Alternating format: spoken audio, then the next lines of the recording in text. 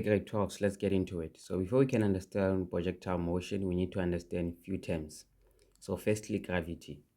So gravity, we say, is the force that attracts objects towards the earth. So it's what makes when you throw a ball up or any object up, eventually come back down. Even you yourself, when you jump up, you eventually come back down because the force of gravity pulls you back down. And the important thing is that the force of gravity is always acting downwards. So it doesn't matter where the object is, the force of gravity is always acting downwards. Another one is free fall.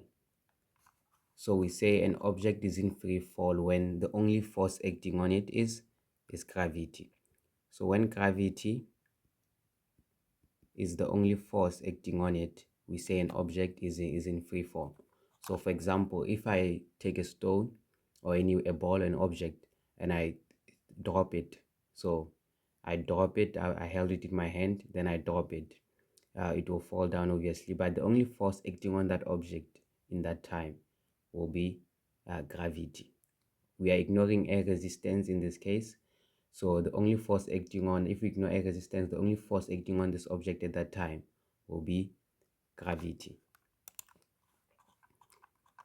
And also just a distinction, don't confuse acceleration with, so this is gravitational acceleration, 1.8 meters per second squared, but it's not velocity. So don't confuse acceleration with velocity.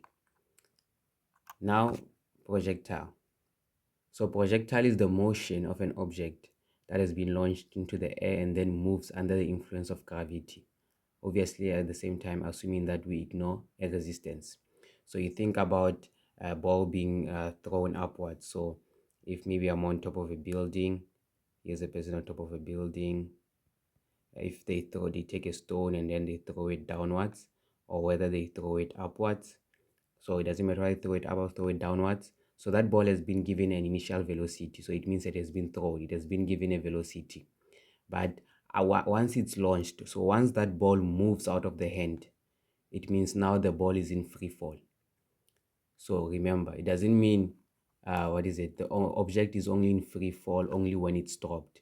It can still be in free fall even while launched, whilst it leaves that person's hand.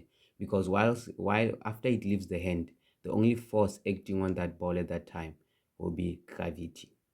So then, remember, a ball can be in free fall even though it's not dropped.